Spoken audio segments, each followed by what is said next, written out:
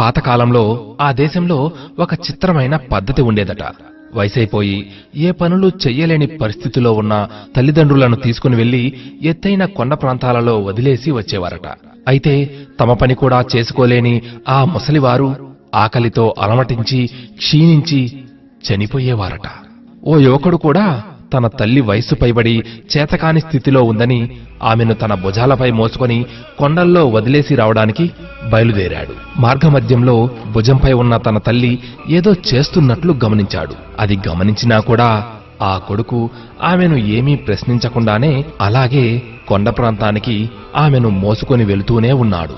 ఇక ఆ కొండ ప్రాంతానికి చేరుకున్నాక తల్లిని కిందికి దింపి వెనుతిరిగి వెళుతూ, అమ్మా, నిన్ను నా భుజంపై మోస్తున్నప్పుడు ఆ చెట్లు కొమ్మలను తుంచి ఎందుకు కింద పడేస్తూ వచ్చావు?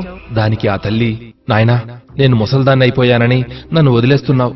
పర్వాలేదు, మళ్ళీ నేను తిరిగి రాకూడదని చాలా దూరంగా నన్ను తీసుకుని వచ్చేశావు. ఒకవేళ నువ్వు దారి తప్పిపోయి ఇబ్బంది పడతావేమోనని భయంతో ఆ కొమ్మలను తెంపి దారి పొడవునా వేస్తూ వచ్చాను. ఆ గుర్తులతో నువ్వు జాగ్రత్తగా ఇంటికిలు నాయనా అంది. ఎలా ఉన్నా ఎక్కడ ఉన్నా అమ్మ అమ్మే కదా.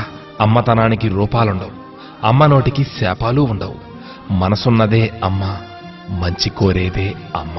ఈ కథ కల్పితమే కావచ్చు, కానీ ఓ చక్కని సందేశాన్నిస్తుంది కదూ. అమ్మను ప్రేమించే మీరు ఈ చిట్టి కథను 10గురితో పంచుకోండి. అలాగే ఈ సందర్భంలో ఒక మాట చెప్పాలి అనిపిస్తోంది.